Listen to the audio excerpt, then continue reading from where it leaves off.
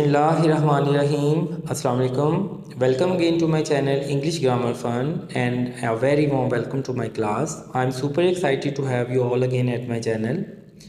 गुज़िश्ता 2 दिन पहले हमने देखा था कॉमन एरर्स ऑफ वर्ब को।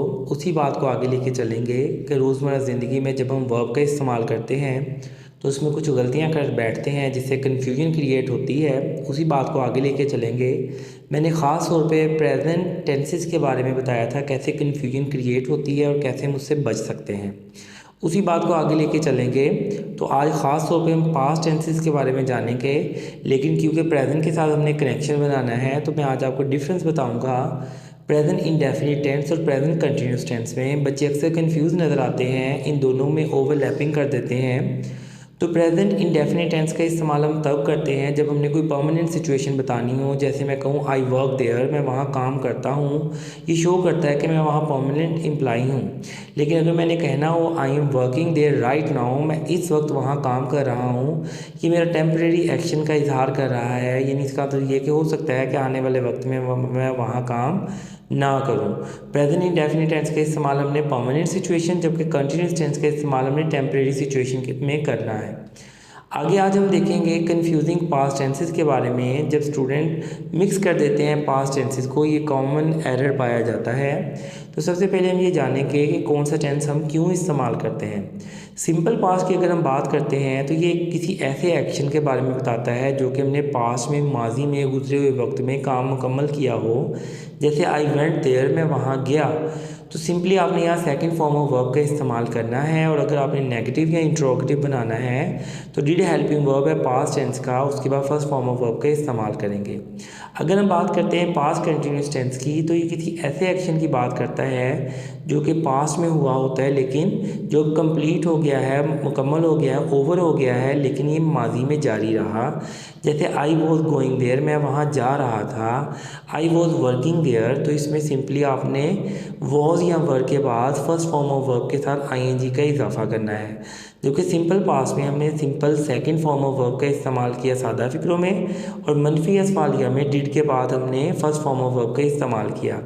जबकि पास्ट कंटिन्यूस टेंस में हम वॉज या वर्क के बाद फर्स्ट फॉर्म ऑफ वर्ब के साथ आईएनजी का इजाफा करते हैं। ये किसी काम के जारी रहने को बताता है। जबकि सिंपल पास्ट जो है या पास्ट इंडेफिनिट जो है, ये हमें बताता है कि माजी में कोई काम हमने किया। इसमें सेकंड फॉर्म ऑफ वर्ब का इस्तेमाल करना है। तो आपने इन दोनों में कन्फ्यूजन क्रिएट नहीं करनी, दोनों का आपको क्लियरली पता होना चाहिए कि कौन से टेंस का इस्तेमाल हमने कहाँ करना है। तो इस तरह से कन्फ्यूजन से हम बच सकते हैं, हम वर्ब की बहुत सी गलतियों को अवॉइड कर सकते हैं, इनसे एहतियात कर सकते हैं। तो मज़ीद अब आगे हम देखते हैं जी पास्ट परफेक्ट टेंस का इस्तेमाल हमने कैसे करना है, कब करना है और क्यों करना है। तो उसमें सिंपली आप याद रखें कि आपने हैड का इस्तेमाल करना है, उसके बाद थर्ड फॉर्म ऑफ वर्ब का इस्तेमाल करना है।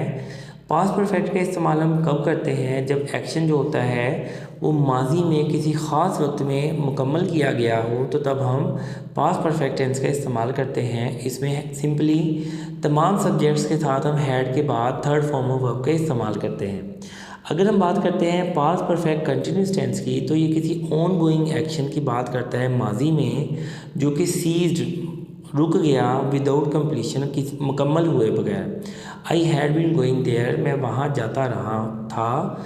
तो इसमें आपने ये जाना कि हैड के बाद बीन का इस्तेमाल करके फर्स्ट फॉर्म ऑफ वर्ब का इस्तेमाल करते हैं।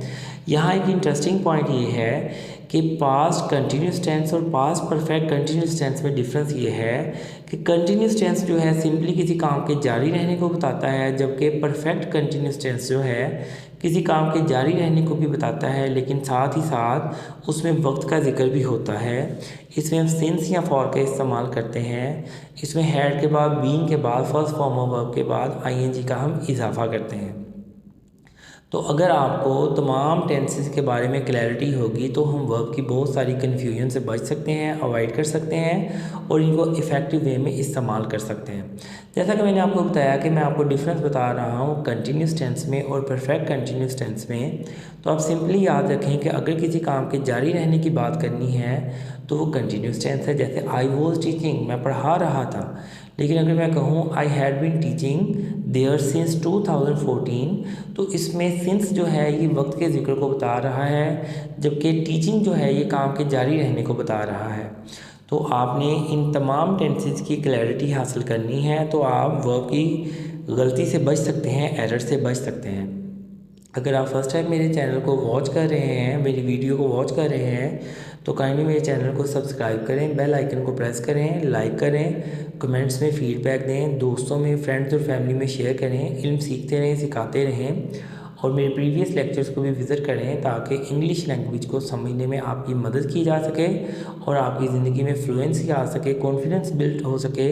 तो अपना ख्याल रखें, दुआओं में याद रखें, मेरे चैनल के साथ ट्यून रहें और अगले लेक्चर तक प्रीवियस वीडियोस को देखते रहें। अल्लाह हाफ़िज़।